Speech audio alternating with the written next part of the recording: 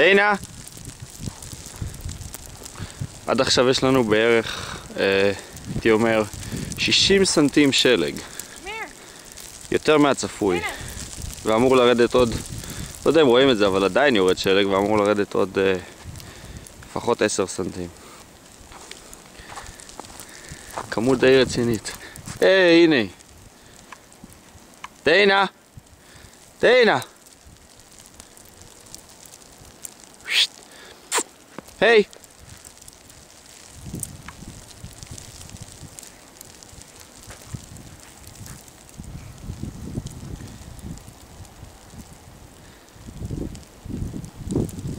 הנה.